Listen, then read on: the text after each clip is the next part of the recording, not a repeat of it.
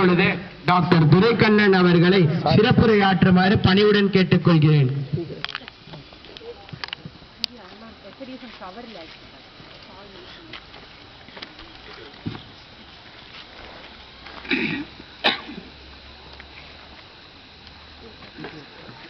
எனது இனிய சகோதர சகோதரிகளே, இது எனது அறிமுகமான கூட்டம். அதனால ஃபார்மல் டிஸ்கஷன் எல்லாரும் இந்த சுதந்திர தின விழாவில் என்னை அழைத்து இந்த தேசிய கொடி ஏற்றி வைத்து கௌரவப்படுத்தியதற்கு தலைவர் அவர்களுக்கும் ஒவ்வொரு உறுப்பினர்களுக்கும் எனது சிறந்த நன்றி பாராட்டுகிறேன்.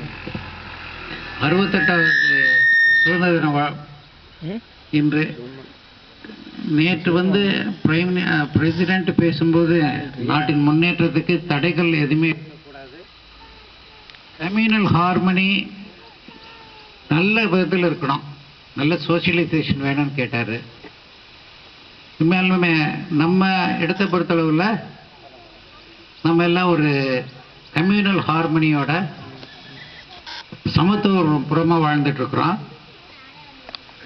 அதே போல் இப்போ பிரைம் மினிஸ்டர் பேசிட்டு இருக்கும்போது கூட குழந்தைகளுக்கும் மாணவர்களுக்கும் முக்கியத்துவம் கொடுங்க. குழந்தைகளை பொறுத்தளவில் டிஸ்கிரிமினேஷன் இருக்கக்கூடாது, ஆண் பெண் என்ற ஒரு டிஸ்கிரிமினேஷன் இருக்கக்கூடாது அப்படிங்கிறது ரொம்ப ஸ்ட்ரெஸ் பண்ணி சொன்னார். அவங்க பேசினதில் நமக்கு தேவையானதை கொண்டு வரணும், ஒற்றுமையாக இருக்கணும் அப்படிங்கிறதுல 2 பேருமே இன்சிஸ்ட் பண்ணாங்க. இன்னைக்கு காலையில் யோகா கிளாஸ் எடுத்துகிட்டு இருக்கும்போது ஒரு 10-20 பேர் தான் வந்திருந்தாங்க. ஒரு மெசேஜ் கேட்டேன், இப்போ இன்னைக்கு இண்டிபெண்டன்ஸ் டே, நீங்கள் ஒவ்வொரு மெசேஜ் கொடுங்க அப்படின்னு சொல்கிறேன்.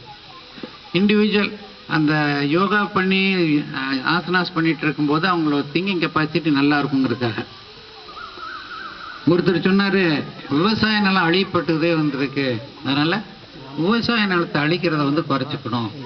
அது எப்படி அப்படின்னு கேட்டால், உங்ககிட்ட விவசாய நிலம் வந்ததுன்னா நீங்கள் பிளாட் போடுறதுக்கு காசுக்காக விற்காதீங்க, அது அட்லீஸ்ட் மினிமம். அதே போல் நம்ம வீட்டுக்கு பக்கத்தில் 1 அடி 2 அடி 5 அடி 10 அடி அகலத்தில் ஒரு இடம் இருந்தால் கூட அது சின்ன கார்டன், கிச்சன் கார்டன், அது போடுறது நமக்கும் நல்லது, நாட்டுக்கு நல்லது. நமக்கு என்ன நல்லதுன்னா ஆர்கானிக்காக சுத்தமான காய்கறிகளை நம்ம சாப்பிடுவோம். நாட்டுக்கு என்னன்னா நம்ம ஹெல்த்தியாக இருந்தால் நாட்டுக்கு தேவை. ஸோ மக்கள் தான் இந்த நாட்டை உருவாக்குனாங்க, அரசியல்வாதிகள் இல்லை அப்படிங்கிறது ரிப்பீட்டடாக இப்போ மோடி சொல்லிட்டு இருந்தார்.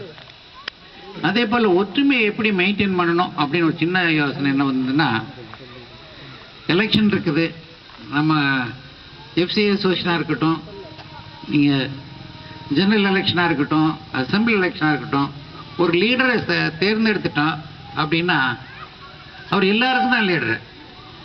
இதில் கட்சி பாகுபாடு, உன் கட்சி என் கட்சி இல்லாமல் ஃபர்ஸ்டில் அந்த ஃபோக்கஸ் எல்லாருக்குமே இருந்தாலே சரியாக போயிடும். ஸோ அப்போது ஒரு சொசைட்டி ஒற்றுமை வரும், அதுதான் நமக்கு இந்த நேரத்தில் நமக்கு வேணும். ஸோ இதை மாதிரி ஒவ்வொன்றும் பார்த்தா நம்ம எல்லாருமே சந்தோஷமாக இருக்கணும், நாடு சுபிட்சம் வரணும் அப்படின்னு நம்ம இருக்கணும்னா நம்ம சேரிட்டி பிகின்ஸ் அட் ஹோம். யோகாவில் வேற ஒருத்தர் கேட்கும்போது லஞ்ச லாவணியங்கள் இருக்கக்கூடாது அப்படின்னாரு. லஞ்ச லாவணி இப்போ ஆல்மோஸ்ட் ஒரு ஊடுருவி போன ஒரு ஆணிவேர் மாதிரி ஆயிடுச்சு. அதுக்கு என்ன பண்ணலாம் அப்படின்னா, பிரைம் மினிஸ்டர் சொல்றாரு, you should set an example of others. கவர்மெண்ட்ல அஃபீஷியல்ஸ் எல்லாம் மற்றவங்களுக்கு ஒரு முன்னுதாரணமாக இருக்கணும். ஒவ்வொரு அசோசியேஷன் லீடரும் ஒவ்வொரு மந்திரியும் ஒரு முன்னுதாரணமாக இருக்குன்னு சொல்றாரு. So charity begins at home தான். இந்த காலனியெல்லாம் சுத்தமாக வைக்கணும், தான் வீடு சுத்தமாக வச்சிருந்தால காலனி சுத்தமாயிரும். எவ்ரி ஒன் நல்லா அழகாக பெருக்கி பக்கத்து வீட்டில் கொண்டு போய் போட்டோம்னா நம்ம வீடு சுத்தமாக இருக்கும், காலனி அழுக்கா போயிடும். அதே போல் நம்மளுக்குள்ள எண்ணத்தை நம்ம எவ்வளோ சுத்தமாக வச்சுருக்கோமோ அதே போல் உலகமே சுத்தமாக இருக்கும், சந்தோஷமாக இருக்கும். நிறைய பேர் நிறைய உலகத்தில் கோடிக்கணக்கில் பிறக்கிறாங்க, எல்லாரும் சுவாசிக்கிறாங்க, சில பேர் வாசிக்கிறாங்க, சில பேர் தான் பிரகாசிக்கிறாங்க, நம்ம தலைவர்கள் போல. அப்படிதான் கருணாநிதி அந்த காலத்தில் கருணாநிதி வந்து நடந்தே இங்கிருந்து அங்கே வந்து இந்த காலனிக்கு அது வேணும் சார் இது வேணும் சார்னு சொல்லி ஒரு 30 இயர்ஸ்க்கு முன்னால் ரைட் நாங்களாம் சேர்ந்து சுற்றிட்டு இருக்கோம். சும்மா நடந்துட்டு தான் போய்ப்போமே. ஸோ டு டெவலப் பிளேஸ் நிறைய பேரோடது தேவைப்படுது. அதே போல் நம்ம பாஸ்ட் பிரசிடென்ட் எப்போவுமே இன்வால்வ் பண்ணி நம்ம என்ன ஃபங்க்ஷன் பண்ணால் தான் அந்த இடம் சுபிட்சமாக இருக்கும்.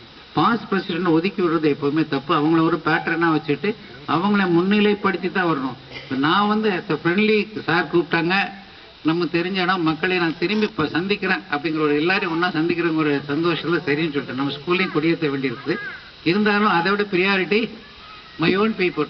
நான் ஸ்கூல் ஆரம்பித்து 15 வருஷம் தான் ஆச்சு. நான் நீங்கள்கிட்ட பழகி 30 வருஷம் ஆச்சு. So you are more important for me.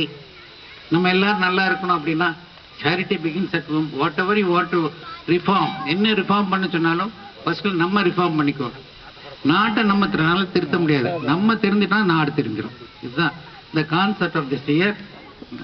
எனக்கு வாய்ப்பளித்த உங்கள் அனைவருக்கும் நன்றி. நமது சுதந்திரம் நீடோடி வாழணும். நமக்கு எல்லாத்துக்கும் சுதந்திரம் கொடுத்துருக்காங்க. பேச்சு சுதந்திரம், எழுத்து சுதந்திரம். நம்ம எந்த ரிலிஜனையும் ஃபாலோ பண்ணிக்கலாம், எந்த ரிலிஜனையும் மாற்றிக்கலாம், எந்த ரிலிஜனையும் பற்றி நம்ம நல்லா பேசலாம், நம்ம கருத்துக்களை சுதந்திரமாக சொல்லலாம். ஆனால் ஒன்றே ஒன்று, அடுத்தவங்க சுதந்திரத்தை தலையிடக்கூடாது. நம்ம சுதந்திரத்தை நம்ம காப்பாற்றிட்டு அடுத்தவங்க தலையிடாமல் இருந்தாலே சுதந்திரம் சுபிட்சமாக வாழும். வாய்ப்புக்கு நன்றி கூறி விடைபெறுகிறேன். நன்றி, வணக்கம்.